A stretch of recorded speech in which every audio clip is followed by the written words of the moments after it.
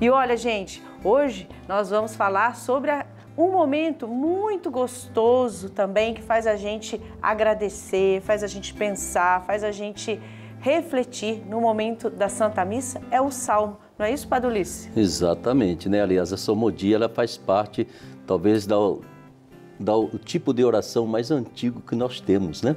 Ela nos vem lá do Antigo Testamento, ela traz toda a sabedoria e toda a vida de oração de um povo, o povo eleito do Antigo Testamento, e é tão importante perceber que o Novo Testamento assumiu esses salmos, né? E continuamos rezando.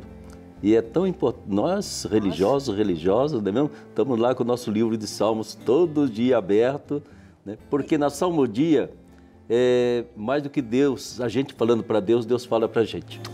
E essa é a grande diferença. E nós leigos também, na nossa prática, né? E para conversar sobre isso, gente, nossa convidada especial de hoje é a irmã Custódia. Seja bem-vinda, irmã. Obrigada, é uma alegria a gente estar aqui com vocês, tá? Dá para começar com um salmo? Dá. Qual? Faz um aí. Eu acho que o Salmo 95 é um salmo que se canta no Natal, mas Davi, que é o rei Davi, que foi um rei, foi pecador, foi poeta, foi, sabe, extraordinário. Ele, há 1000 anos antes de Cristo, ele já compunha poemas de salmo. Então, quando ele alcançou, inclusive conseguiu se livrar de Saul, que eu queria matar o outro rei, porque na Bíblia você tem que ver, o rei não é igual aqui. Porque tinha a monarquia, depois os reis eram reis diferenciados. E daí ele não aguenta quando ele vê as coisas acontecerem bem no templo, tudo.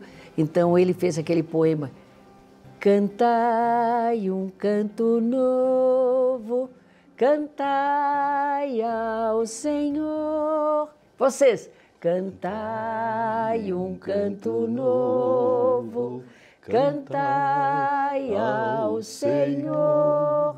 Daí ele fala: cantai um canto novo, porque o nosso Deus é grande, porque o nosso Deus é admirável, porque Ele fez maravilhas. Esses são os salmos. Esse é um salmo dele. Aí você tem outro salmo dele, que é o 54, porque muita gente fala só dos 50. Ele errou, porque o 50 foi aquela parte da infidelidade que ele amou a irmã, a esposa do irmão dele, e numa batalha ele não sabia como ter a esposa para ele. Está na Bíblia, podem procurar na vida dele. Ele pôs o irmão dele na frente da batalha, num lugar bem perigoso para ele morrer. E daí ele morreu. E por causa disso, morreu não, o irmão dele morreu. Por causa disso ele ficou muito pesaroso e sentiu-se assim, muito ingrato, sabe, para Deus e por tudo que ele tinha recebido. Ele tocava harpa desde pequeno, ele é um grande músico. A maioria dos salmos são atribuídas a ele, entendeu? Então ele num arrependimento, ele canta esse Salmo 50, misericórdia. Mas o 54, ele ainda fala, quando ele sente, ele fala: salva-me, ó Deus, pelo teu nome, faz-me justiça pelo teu poder, ó Deus,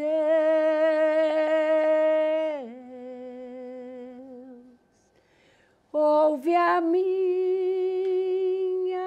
oração, inclina os teus ouvidos as palavras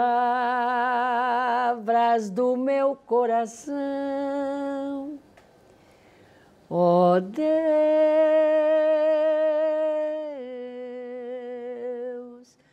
ouve a minha oração, inclina os teus ouvidos as palavras do meu coração. Olha que beleza. Depois ele fala: lava-me com a água da tua fonte, limpa-me dos pecados que cometi. Daí ele invoca novamente. Daí ele fala, os inimigos perseguem a minha vida. Eles não têm Deus em sua frente. Daí ele fala novamente, isso é dele, esse poema. E o outro é misericórdia, que ele fala minha mãe, aí ele coloca um termo assim, né? Minha mãe me concebeu em pecado. Não tem nada a ver, viu? Isso aí é Antigo Testamento, porque... Mas é bom conversar um pouquinho sobre os salmos, né? Porque a gente compreender por que eles sobreviveram no cristianismo, né? E isso é importante, né? Afinal, a gente fala assim, mas salmo significa canção, né? Canto. O salmo, ela vem de uma tradução hebraica, significa cantar, salmodiar, entendeu? Agora, o salmo, o nosso programa de quarta-feira, né? Todo quarta-feira, 7h30, e ontem eu vim à missa, domingo, com aquele povo todo. Olha, acho que umas 20 pessoas me encontraram e falam que gostam dos salmos, que continuam tudo, entendeu? Então, os salmos, eu pus o nome, a emoção orante. Porque o salmo não foi assim, oração que se faz muito hoje, né, padre? Faz a oração, o sujeito vai lá e vou compor uma oração, a oração do milagre. Eu inclusive, apago quando é assim, entendeu? No meu WhatsApp. O salmo, a emoção orante, porque eles nasceram da vida. Eles nasceram de situações, de sentimento. Você vê o Davi, quando ele põe isso aqui, na hora ele tinha esse sentimento que ele foi ingrato, É a forma dele expressar o sentimento dele. É a forma dele expressar e pedindo perdão também, porque ele foi infiel a tudo que ele tinha recebido. No outro Salmo 95, ele já aproveitou a agradecer. Aí o compositor, que fez também a melodia, coloca uma melodia mais alegre. Então o Salmo, ele é fruto de orações, ou que a pessoa estava muito aflita. E outra coisa, eles não pensavam o que falar. Ele falava o que vinha no coração, se ele estava angustiado. Tem o Salmo 109 que ele pede para Deus para pôr o inimigo, porque ele conseguia vitória no tempo da monarquia, quando você lutava, aí o inimigo você trazia e o cara sentava e punha o pé em cima dele, chamava de escabelo dos pés, era um banquinho que colocava, entendeu? Então você veja, o cara ficou tão emocionado com a vitória de ter recebido a arca novamente, porque tem todas as histórias. Cada salmo ele tem uma motivação. Eu tenho dado no programa, né? Sempre. Então, todo salmo tem uma história. Ou ele tem uma história triste, ou ele tem uma história alegre, ou tem uma história de luta. E todas as histórias são só dele? Todos os salmos? Não, são atribuídos a ele. Como é isso? Como é feito? Atribuído quer dizer, eles puseram como se os salmos fossem todos de Davi, mas não são. Outras pessoas também do Antigo Testamento fizeram os salmos também em diversas situações. Os peregrinos, por exemplo, no Templo de Jerusalém, quando se chegava no templo, no Antigo Testamento, aliás, aquele Salmo 14, e que fala, Senhor, quem entrará? Só que a letra não está toda fiel à Bíblia, viu? Porque ali o Padre Jonas só pôs assim muita alegria, mas ele coloca... E aí eles chegavam na porta do santuário e perguntavam para aquele sumo sacerdote, quem é digno de entrar no santuário? Daí ele falava, quem pratica justiça, quem consola a viúva, quem faz, ele colocava, quem tem um coração puro, quem não empresta o dinheiro para receber juro. Você veja, totalmente fora do espírito de hoje nosso, né? Então, isso é um Salmo 14, fala isso, ele conta como era a entrada no templo de quem ia na celebração. Então, eles perguntavam na porta quem era digno. E daí, lá ele falava as qualidades de quem deveria entrar. Daí, por isso que o Salmo conclui, Senhor, já posso entrar no santuário, a pessoa que se achava digna. Então, cada Salmo, ele tem uma história. Então, é muito bonito, aí você reza, ele, assim, você o reza com capacidade, com interiorização, entendeu? E outra coisa, a emoção, ele tem a emoção. Então, para eles, quando eles rezaram o Salmo, se você vir, eles eles não mediam palavras, eles falavam aquilo que saía do coração. E você estava falando assim que a oração transforma. Então, os salmos, se você pegar os salmos de confiança, porque nós temos os salmos de confiança, nós temos os salmos de louvor, nós temos o salmo de pedido, nós temos o salmo de tristeza, então, de ingratidão. Quando eles cantavam os salmos, pode notar que alguns salmos, eles começam assim, com um aspecto assim triste, reclamando, né? Reclamando que Deus foi justo comigo, que eu estou sendo perseguido. Daí o salmo vai transformando a eles. E você veja que quando o salmo começa a acabar, o salmo já está alegre. Ele percebe que ele tem que adquirir uma força nova para continuar a vida. Então, os salmos têm muito isso, sabe? Que legal, um exercício, né, padre? Para uma oração. Certamente, né? Eu acho que a salmodia, ela foi recuperada na nossa liturgia atual com muita força, né? E é importante que ela se integre e ela faça aquilo que normalmente nós vemos no texto da liturgia. Ela faz essa ligação entre o Antigo e o Novo Testamento. É uma ponte, né? Porque a salmodia, ela ainda traz uma mentalidade religiosa lá do Antigo Testamento, né? Por isso que a igreja, de vez em quando, corta alguns versículos que não são tão cristãos. Mas é importante perceber que a irmã está dizendo, todos eles nasceram de experiência de vida, seja da pessoa, né? Seja a experiência de vida do povo todo, de certas situações que eles vivenciaram, e eles foram sendo compostos assim ao longo de séculos.